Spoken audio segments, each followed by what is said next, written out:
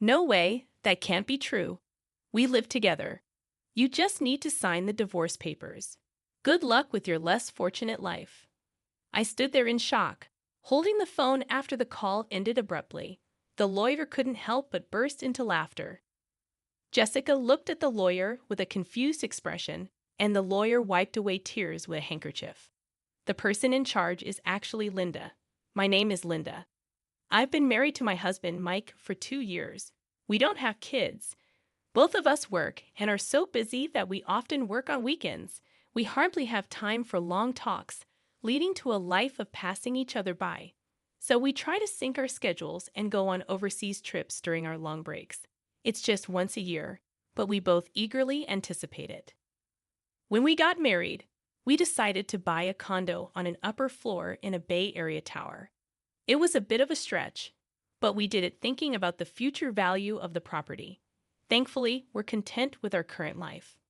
I have a close friend from high school, Jessica. We sometimes have lunch together. Jessica, who is beautiful, has high standards for men. She's not married yet, but really wants to be. She's always searching for well-educated, high-income men on dating apps, especially. She won't compromise on income. One day, I was having lunch with Jessica at a cafe near a park. We've been together since high school and university, even sharing the same classes. That's why we've consulted each other about various things. As a result, we know quite a bit about each other's dating histories and preferences. During our student days, we shared both fun and sad times. Those are good memories. Now, ever since I married Mike 2 years ago, our schedules have gotten busier, and our time together has decreased significantly. We only manage to meet a few times a year, if that. Hey, can I visit your condo next time? Jessica suddenly asked. Jessica had never been to my place before. On the weekend, she came over, and even through the intercom, I could sense her amazement at the entrance. Jessica kept saying, "This is amazing." The moment I opened the front door, she looked impressed. "Wow, this place is like a mansion, and that elevator right up was so long." I chose a spacious upper floor condo as a once-in-a-lifetime purchase. It's even more spacious than a house without compromising. It's beautiful, truly incredible. Jessica looked around, turning her head in every direction. Great location and an upper floor in a high-rise like this must have cost a pretty fortune, she asked with a sly smile. Yeah, it's what you'd call a $1 million condominium. It has great security too. Look here. Jessica cut me off, reacting only to the term $1 million condominium. Right, it must be over $1 million. Your husband must be making a lot, she said, eyes wide with astonishment. That was so like Jessica, always having high standards for men, especially regarding their income. Mike's salary is quite high for his age, I guess, I said vaguely. I felt it was tacky to be too explicit. Huh. She had a look that seemed to have some ulterior motive. Jessica said, "Can I use your bathroom?" and left the living room.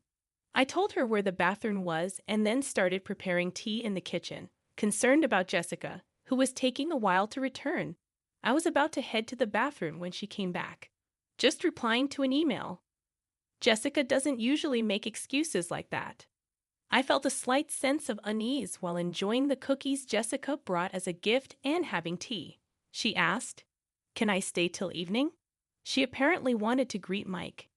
Indeed, it had been since our wedding that Jessica last saw Mike. It's not unnatural for her to want to see him. I decided to check with Mike just in case. Mike happily agreed. I might finish work early, he replied in an email. I told Jessica it was okay, and then I started preparing dinner. Jessica was fiddling with her smartphone but then stood up and headed to the bathroom again. I didn't notice while cooking, but Jessica seemed to be gone for quite a while. When she came back, she was wearing a familiar necklace. I recognized it. It was my necklace. As I gazed at the necklace, Jessica flashed an embarrassed smile. "How do I look? Does it suit me?" She posed like a model. Seeing my stunned expression, Jessica burst into laughter. "Oh, come on, I'm just kidding. I found it and thought it was cute. It must have been super expensive, right? A premium piece for sure." Jessica rambled like a child trying to excuse a misdeed. That's a gift for Mike. Wow, he must be really wealthy to afford something like this, Jessica sighed. But more importantly, that necklace was stored in the closet in the bedroom. Jessica must have pretended to go to the bathroom, and instead went to the bedroom, peeking into the closet. That's what it seemed like. I couldn't believe her actions. However, I didn't want to come off as petty, so I simply emphasized that it was a precious item. Taking advantage of my lack of reprimand, Jessica made an outrageous request. Can I borrow this necklace for a while? I was speechless and fell silent. I've got a date with a doctor I met on a dating app. I want to wear it for that, she pleaded, joining her hands together as if praying. Reluctantly, I decided to lend it to her. All right, but take good care of it. Like I said earlier, it's a gift from Mike. As soon as Jessica knew she could borrow it, she smiled and began caressing the necklace. Of course, I understand. She seemed to pay no mind to my words. When I finished the meal prep, I pretended to go to the bathroom to check the bedroom. Sure enough, the closet in the bedroom and the chest beside the bed weren't fully closed. Jessica must have opened every drawer and door she could find. There were fingerprints on the jewelry, watches, and precious metals. Jessica might have touched things, but probably didn't intend to borrow them. The shoes seemed to have been forced on, and the heels were misshapen. This was clearly going too far. I returned to the living room and confronted Jessica. You touched various things in the bedroom, didn't you? The shoes were misshaped, and there were fingerprints on the watch. Instead of showing remorse, Jessica puffed out her cheeks a bit. Please don't do that again. She returned to her normal expression and apologized, saying sorry. I didn't want to dwell on this and risk straining our friendship, so I decided to just lightly laugh it off. That's when Mike came home, holding a box of cake. Mike and Jessica saw each other for the first time since our wedding. It was awkward at first, but they gradually warmed up to each other, making for a lively dinner. By the time we ate the cake Mike brought, they were chatting like good friends. While I was clearing the dishes and washing up, they were laughing together. Really, my boss is terrible, right? I envy Mike's subordinates. Mike was grinning, eyes crinkling with laughter. That's not true. I was a bit bothered by Jessica casually touching Mike. But at the time, I thought it was better than them being distant. After all, Mike wasn't the type of man Jessica usually goes out with. About a month after Jessica's visit, Mike's behavior started to change. He spent more time on his smartphone, which he usually didn't do much. He often seemed distracted when I talked to him and asked me to repeat myself. He always carried the phone with him, even taking it to the bathroom. It was an obvious change. It seemed I had become a cheated-on wife. I thought about checking Mike's phone once, but I was reluctant to even touch it. Conversations between Mike and me at home became increasingly rare. Mike started working on weekends much more. He was hardly ever at home on weekends. Originally, we barely saw each other on weekdays, but now not seeing each other on weekends too. It's like we're living separately within the same house. Moreover, we started sleeping in separate bedrooms under the pretext of his tiredness. I was vaguely thinking about divorce or separation when I found divorce papers on the living room table. Upon closer inspection, Mike had already signed the divorce papers. Though I had suspected it, actually seeing it still shook me. With trembling hands, I called Mike. I just got home and saw it on the table. What does this mean exactly? What it looks like? I want a divorce. I pressed Mike for a proper reason. I've fallen in love with someone else. It's not an affair. I'm serious, Mike said. It was obviously nothing but cheating. Then I heard a familiar female voice on the phone. It was Jessica. Well, it was what I had expected. I'm dating Mike. I even want to marry him. Though I had suspected it, hearing it confirmed made my heart race and brought on a cold sweat. I fell for Mike the moment I saw him at your house. We exchanged contact details and started messaging. One thing led to another, and here we are. Jessica's way of talking had become crude. Maybe this was her true nature. Mike says there's nothing left to talk about. Can you just sign the divorce papers and send them off? I want to talk things over, so please tell Mike to come home. Once no way, we're living together now. You just need to sign the divorce papers. Good luck with your poor life. Standing dumbfounded with the abruptly ended phone call in hand, I couldn't move for a while. After that, sleepless nights continued for me. Mike didn't come home. I couldn't bring myself to touch the divorce papers lying on the living room table. They just remained there untouched. Furthermore, Jessica kept sending me multiple photos of her and Mike together, flaunting their relationship. It must be an intimate relationship, but what kind of harassment is this? My mental health deteriorated, and my complexion worsened. Sometimes I become vacant even during the day. Concerned people around me strongly suggested I go to the hospital, and I ended up being somewhat forcibly taken for treatment. Taking medication, I managed to regain some peace, and I started to be able to sleep. I could somehow go to work. But then an unbelievable incident happened. When I returned from the hospital, something felt off inside the room. Going to the bedroom and opening the closet, I found that bags and jewelry were missing. The count of jewelry watches in the chest was off too. There was only one person who could do this. Why would she do something like this? What had I ever done to her? My insomnia relapsed, and sleepless nights continued, leaving me stumbling through my days. During counseling at the hospital, when I mentioned the theft at home, I was strongly advised to consult a lawyer. I promptly contacted the company's lawyer and set up an appointment. The lawyer asked me first, "What would you like to do?" "I'll get a divorce. I want those two to face proper consequences." I answered immediately, surprising even myself. Just a little while ago, I was wondering what to do. I couldn't believe how easily those words came out of my mouth. Perhaps I really wanted to punish them after being tormented so one-sidedly. It was just about getting back at them. Now, a week later, I received a message from Jessica. I had sent her a certified letter. "Hey, what are you thinking, sending a certified letter to my workplace?" Jessica sounded pretty angry, her voice filled with rage. "You must have expected at least this much. Anyway, I'm leaving everything to my lawyer now." I hung up the phone. Jessica called several times after that, but I ignored all of them. Then Mike called. I had sent a certified letter to his parents' house.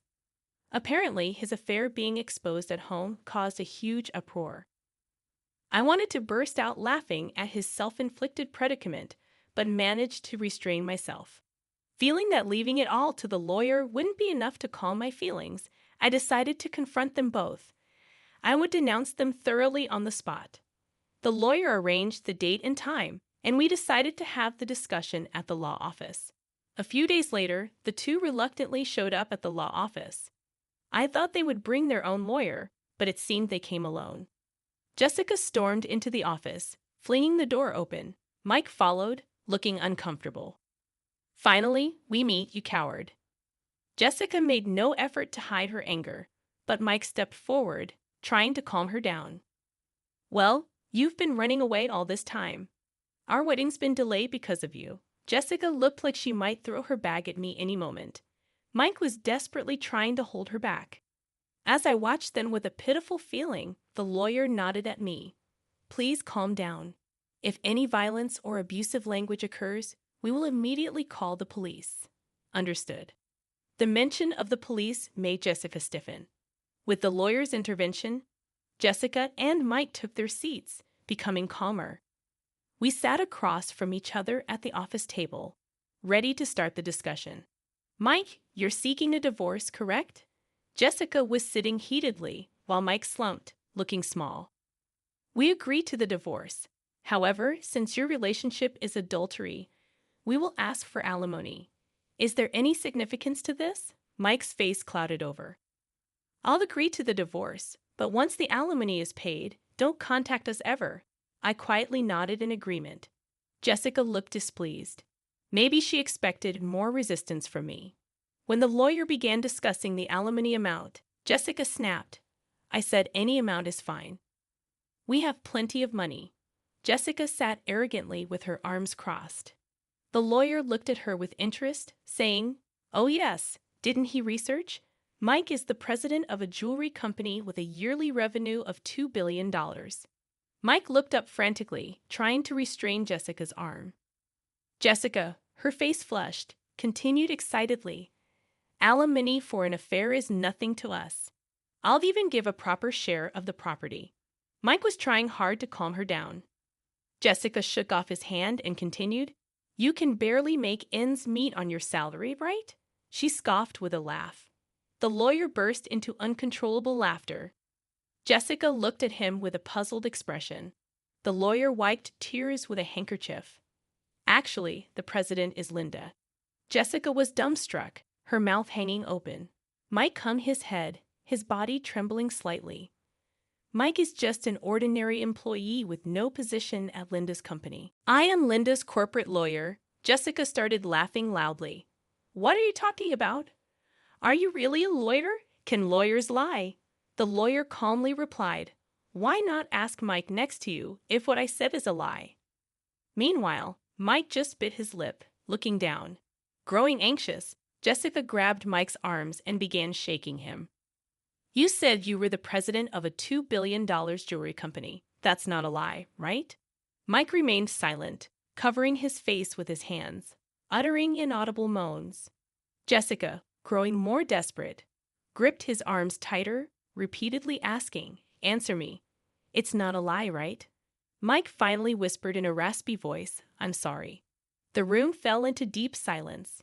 Jessica's strength seemed to leave her body, and she let her hands that were gripping Mike fall limply.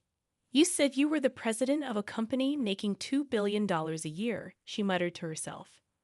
Mike's single apology had plunged Jessica into despair. She stood up, trembling. It's a lie, right? There's no way you're the president. Jessica pointed at me accusingly. Why didn't I know about this after all we shared? I spoke to Jessica calmly, as if guiding her. Just because we're close friends doesn't mean I tell you everything, especially since you were so fixated on money. I had no intention of telling you. I looked Jessica straight in the eyes without averting my gaze. Jessica seemed to lose all her energy and slumped down. Then that house, of course. The house is in my name, so Mike will be the one leaving. Jessica fell silent, and Mike continued to hold his head. Mike probably didn't want to come here. He knew this would happen. But if he didn't come here, things would be worse. It's hell either way for him now. The lawyer began presenting the evidence I had gathered. First, these photos of Mike and Jessica together. They were the photos sent to my phone, now printed. The lawyer placed an IC recorder on the table and played the recorded conversation. Why would you send something like this? I just wanted to share our happiness with you. Jessica's voice filled the room while Mike seemed to be holding back tears.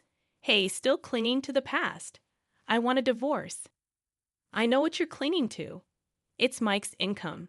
He's the president of a $2 billion jewelry company, right? You hid it because you thought I might take it. Jessica, perhaps embarrassed, covered her face with her hands. Hurry up and divorce and leave that condo. It'll be mine soon. Too bad Mike didn't come back to you. I'll give you as much alimony as you want. Poor thing, your aim was the money, not Mike. I'm speechless at how you've been deceived, Mike. Mike looked down, tears spilling onto his pants. Mike and Jessica fell silent. Do you think this is over? The lawyer asked. What else is there, Jessica? You broke into the house when Linda wasn't there and stole several items, didn't you? I felt relieved at the lawyer's calm demeanor. Mike looked shocked, apparently unaware of this. Hey, what's this about stealing? Jessica bit her lower lip, her hands shaking. No, not me. I don't know anything. The lawyer placed a tablet on the table and played a video. It showed Jessica sneaking into the bedroom, taking bags and jewelry, and stuffing them into her bag. Jessica stared wide-eyed at the footage. What is this? Why are you recording me? Isn't this illegal surveillance? Mike covered his face with his hands. Inside our house always had security cameras. Why didn't you tell me that earlier? Who would think you'd break in to steal? I felt a headache coming on from their foolish exchange. And you used my key without permission. I wanted those things. It's your fault for not buying them for me. The two began arguing, ignoring us. The lawyer and I could only look on in disbelief. Please save your arguments for later. Regarding this theft, we will be filing a police report. Jessica seemed to panic at the mention of the police. The police? That's a bit much, isn't it? I just borrowed something from a friend. I never gave you permission to borrow anything. I spoke to her calmly. Besides, you're not a friend or anything. You were just a classmate. That's why I'm filing a police report. Jessica seemed to realize she was defeated, and her attitude became sullen. Don't say that. I'll pay for it. I'll compensate. Just please don't call the police. Jessica started to kneel and apologize. I looked down at her and said coldly, "You're going to compensate. The value of what you stole is more than your annual income." Are you sure about that? Jessica was speechless. And there's also the matter of the alimony. Jessica turned to Mike, pleading in a tearful voice. You'll pay, right? Even if you're not the president, you still earn well, right? Mike was silent, looking down. He can't pay. He's about to be fired, the lawyer said. Mike looked up in surprise. That's correct. Since leaving the house, Mike has not shown up for work. Plus, with this commotion, there have been complaints from his boss. Mike looked like he might collapse on the floor. But there's still the property division, right? I'll pay with that. That's not possible. Linda and Mike have a prenuptial agreement regarding property. You didn't hear anything from Mike, did you? He never told you the inconvenient truths. I looked at Mike with disdain. The lawyer placed the contract on the table. The agreement states that if the marriage lasts less than 3 years, neither party can claim the other's property. You're currently in the 2nd year of marriage. Jessica tried to grab the document as if to tear it up. You should handle that document carefully. It's a notarized deed, and you could be held legally accountable for damaging it. At the mention of crime, Jessica stopped. She began to half-heartedly plead with Mike. Mike, you have savings, right? Use that to pay. Mike looked at Jessica with resentful eyes. What money? You always wanted sushi, steak, this, that. There's no way I have any savings left. It appears that way, and it seems he has debts from unsavory sources. Jessica's shoulders slumped. It's a pitiable sight. The glamorous appearance that used to make men turn their heads is nowhere to be seen. But this is the result of the seeds she herself sowed.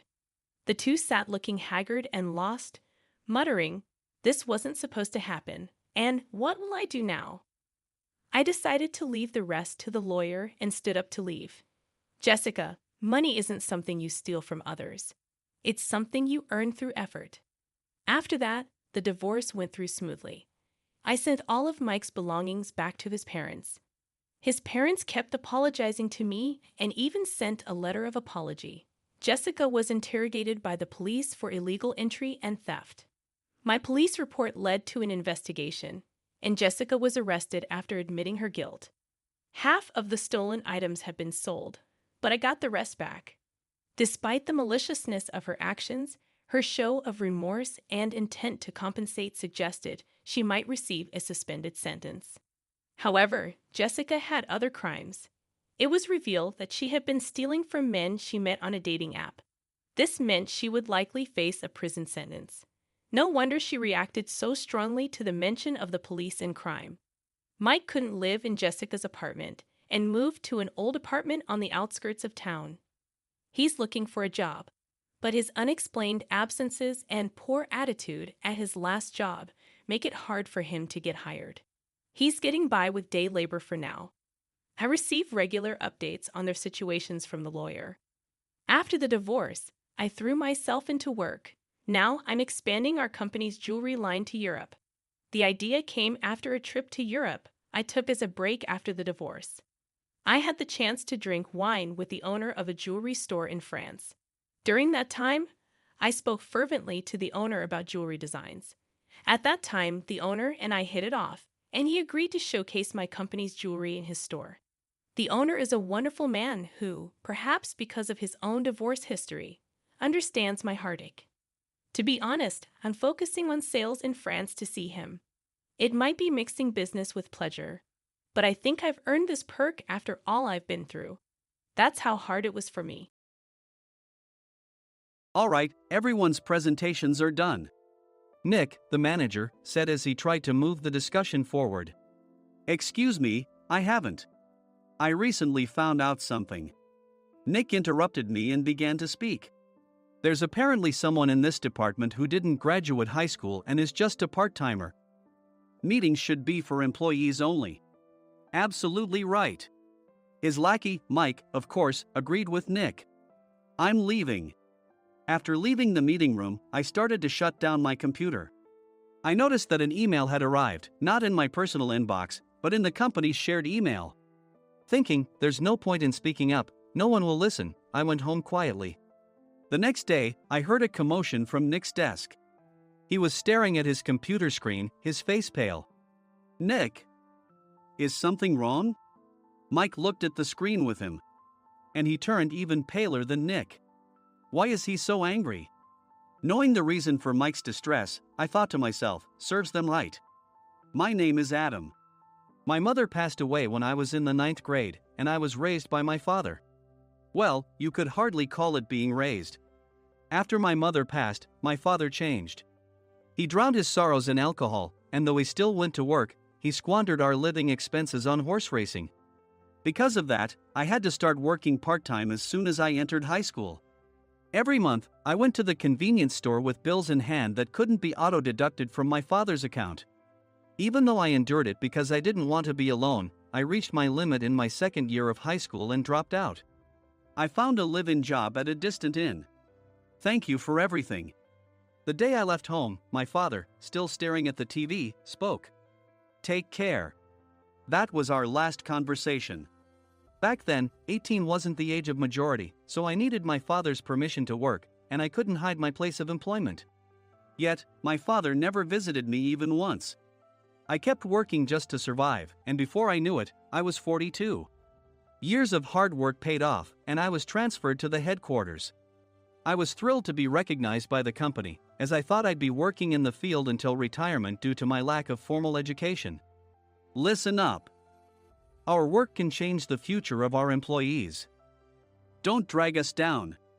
On my first day after the transfer, Nick, dressed in an expensive suit, spoke sternly. There was a reason for this. Our inn was located in a prominent tourist destination, known so well that everyone in the state could sing its commercial jingle. At its peak, we had 5 locations within the state. But that was long ago. Due to financial difficulties and aging facilities, only the place where I had worked for many years and the original establishment remained. I was prepared to lose my job anytime, but now there was a glimmer of hope. With the rise of social media, the tourist area where the inn was located started gaining attention again. Depending on how hard the sales department, where I was transferred, worked, we could either thrive or be forced to give up this prime location to the new hotel chains continuously popping up. For Nick, who had switched careers from another industry to strengthen our sales, this was a battle he couldn't afford to lose. I understood why he had to be strict. I will do my best. Nick sneered at my enthusiastic declaration. Did you not hear what I said? I'm sorry. I thought I was listening carefully. Out of habit from years of customer service, I apologized reflexively, though I had no idea what had offended him. Someone was watching me with a smirk. In this department, there are those who are expected to excel and those who have been shoved here because they have nowhere else to go. You are the latter. It was Mike, the section chief. He's 7 years younger, at 35. But he was called to headquarters much earlier than I was and had been moving around within the headquarters ever since. I'm not jealous, but I can't accept that he's my boss. Graduating from a prestigious university, he has an unusually high pride and caused many problems as a newbie, making things very difficult for me when I was the front desk leader. When I found out Mike was transferred to the sales department a month before me, I was disheartened. Mike is right. With just a middle school diploma, there's not much you can do. Don't even think about achieving results. As if I didn't exist, Nick remarked, I'm thirsty. Mike eagerly ran to the coffee maker. It seems Mike is Nick's lackey. I regretted being happy about my transfer to headquarters, wishing I had stayed on site forever. Send a direct mail to every company on this list by the end of the day. Nick only assigned me tasks that even a new graduate could handle. What?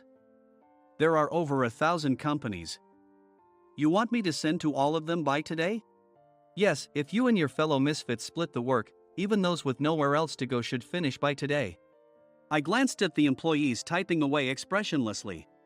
They were worn out from customer service, only thinking about leaving on time, or were women reassigned after having children. With zero motivation for work. Even Sam, a new graduate from the same university as Mike, who was supposed to be among the expected achievers, had no enthusiasm for the job. Having joined the company wanting to do customer service. I don't care what they say, I plan to quit anytime, he said. Only Nick and Mike were highly motivated, making all the decisions between the two of them. I originally only wanted to work at the inn to survive and had no particular attachment to this job. I swallowed my words, thinking I had no right to reprimand them. About a month after the transfer, Nick told us with a frustrated look. To commemorate the 50th anniversary, we've decided to create a plan exclusive for one group per day. Originally, Mike and I were supposed to come up with it, but our president, Mr. Thompson, insists on hearing everyone's opinions. So, you all get a chance. As Nick explained, Mike began handing out prints. Make sure not to embarrass Nick. If your ideas are half-baked, you'll have to redo them. It seemed that they had printed his handwritten notes by Mr. Thompson, which included several questions and a section for free responses. It made sense why Nick had to seek our input, given that all responses had to be submitted to Mr. Thompson. We were given a week to think about it, and a meeting was scheduled to compile our ideas. My plan is to let guests enjoy both the old and modern America. Nick began the presentations. Guests would watch a master confectioner at a nearby traditional sweet shop make sweets in front of them. The welcome drink would be premium tea in a bottle. Nick's plan was certainly attractive. After his presentation, Nick called on us to present in the order we were seated. Just as I stood up for my turn. All right, everyone's presentations are done. Excuse me, I haven't. I recently found out something. Nick interrupted me.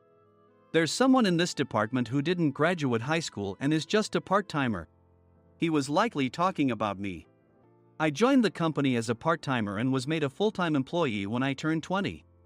That was 20 years ago, so Nick and Mike probably had no chance to know until recently. Meetings should be for employees only. Absolutely right. After that, Nick kept creating opportunities to solicit everyone's opinions, purposefully excluding me from speaking. The meeting unexpectedly heated up and went past the scheduled end time. A few people asked to leave, and the discussion continued with the remaining few. Still here? Normally, you'd leave in that situation. Though I had no attachment to the job initially, hearing kind words from customers made me want to make them happier. For someone like me, with nowhere to go, the inn was my home and customer service was my life. I felt pathetic about my current self. I'm leaving. I left the conference room and started shutting down my computer. I noticed an email had arrived, not in my personal inbox, but in the company's shared email.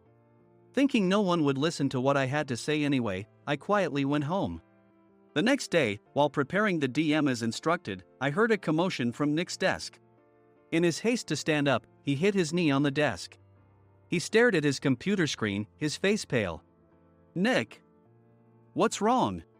Mike, thinking he should be the first to rush over, approached Nick while still wearing his coat. He peered at the screen with Nick. And he turned even paler than Nick. Why is he so angry?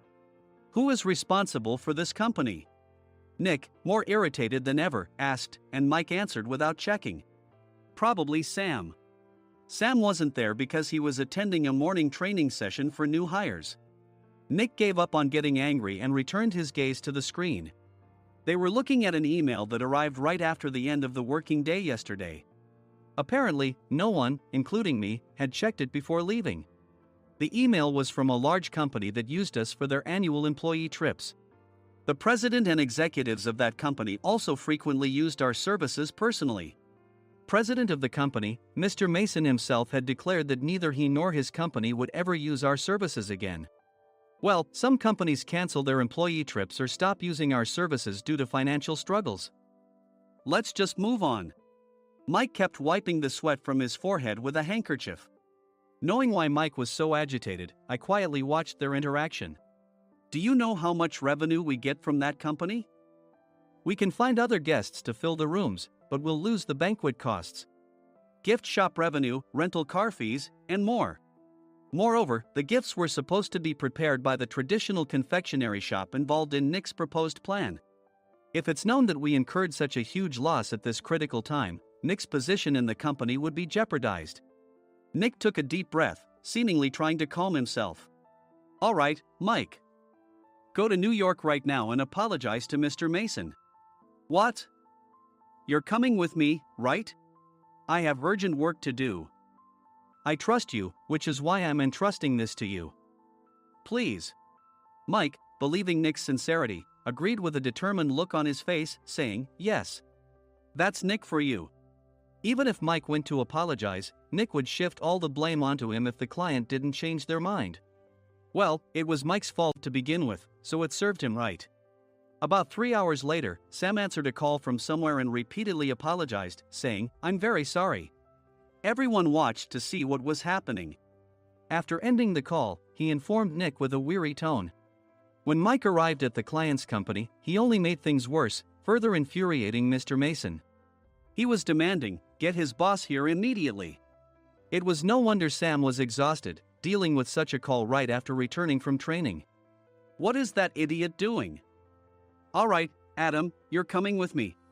If sacrificing Mike didn't work, then I must be next.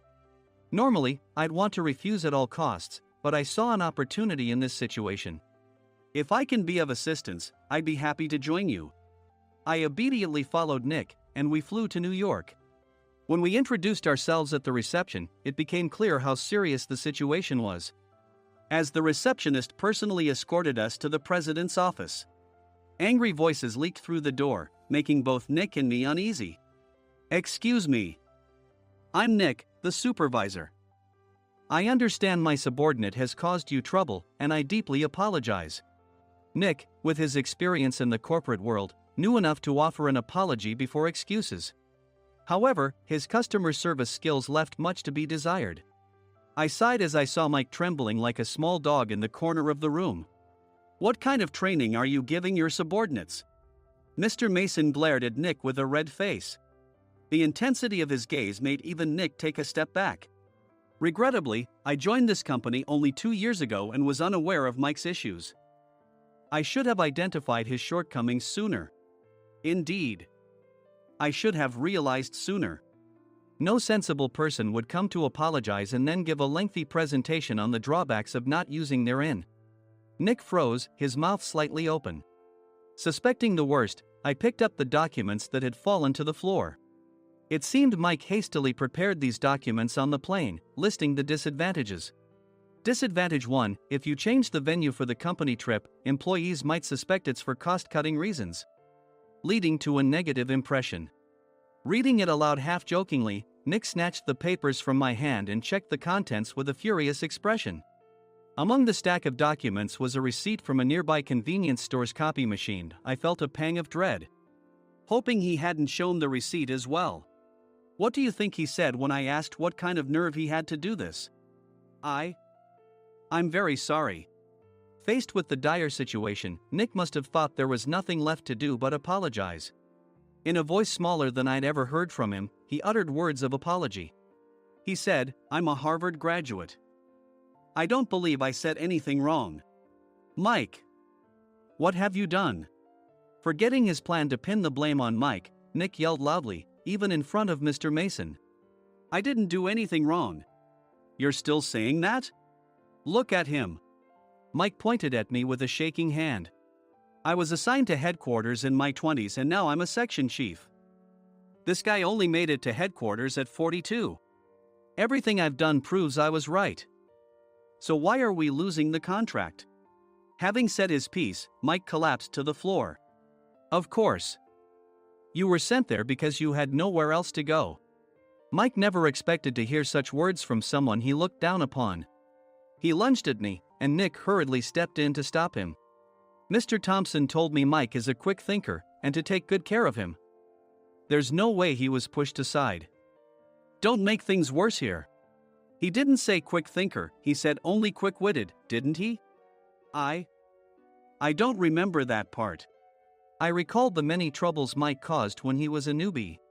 When Mike was on the front line, his pride was so high that he never apologized to customers.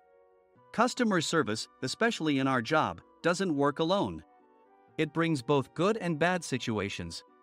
If the front staff or housekeepers made mistakes, or the cleaning company didn't properly clean a room, one had to apologize to the customers regardless of personal fault.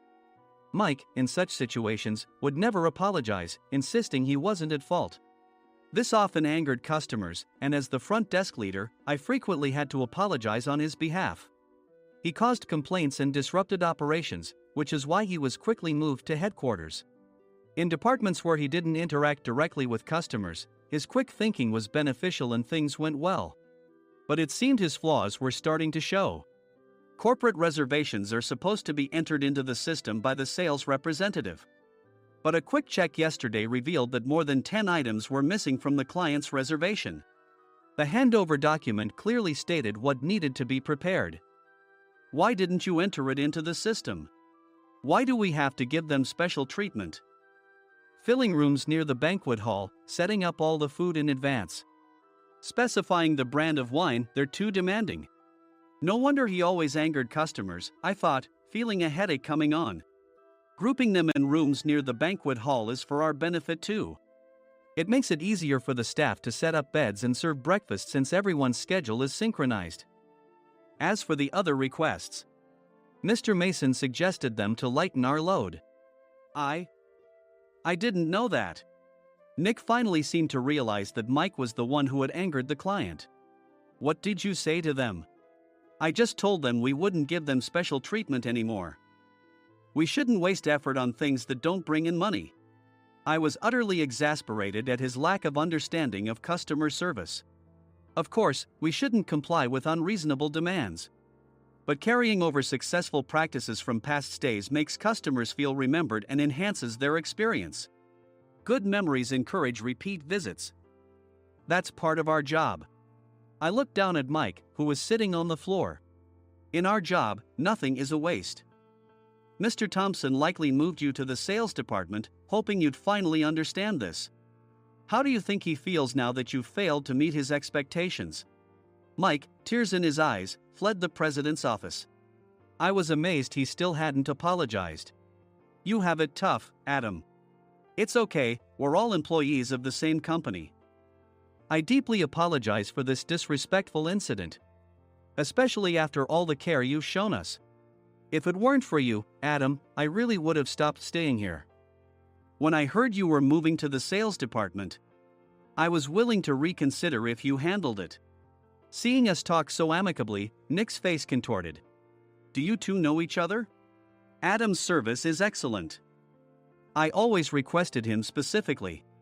Normally, we don't accept specific staff requests, but we made an exception for Mr. Mason, adjusting my shifts accordingly. He had personally stayed at our hotel just before my transfer, and during casual conversation, I mentioned, I'm moving to the sales department soon. If I hadn't told him then, things could have been much worse. Please continue to take care of us. I look forward to it. On the return flight, Nick awkwardly offered me a can of beer. It's still working hours. Of course, I had no intention of forgiving him for a single beer. Nick might try to pin everything on Mike and avoid any consequences. While pondering this, a startling fact came to light. Nick, the tea bottles for the plan have arrived. I handed Nick a bottle labeled with our inn's name. They look good. What are you talking about? These are plastic bottles. I had assumed we would use the trendy, high-end bottling tea. But what arrived were ordinary plastic bottles of tea with customized labels. The only unique aspect was the label, which had the inn's name, making it look customized. Upon further investigation, I discovered that a substantial amount of money was set to be paid to the tea company. It was priced like bottling tea. Does this plastic bottle really cost $100 each? The tea inside is specially blended for us. The extra cost is for that. Wouldn't it be better to use another tea company? Or is there a specific reason we must use this one? As Nick continued to make excuses, I showed him a printed email. I informed the tea company's president, Mr. Mitchell, that we discovered irregular payments and he confessed. He said you two were high school classmates and planned to split the extra money. That idiot. Why did he confess? That's not important. You should worry about yourself, this could turn into a police matter. Opening the bottle cap, I suggested. How about calming down with this tea? It supposedly has a relaxing effect. Nick drank the tea frantically.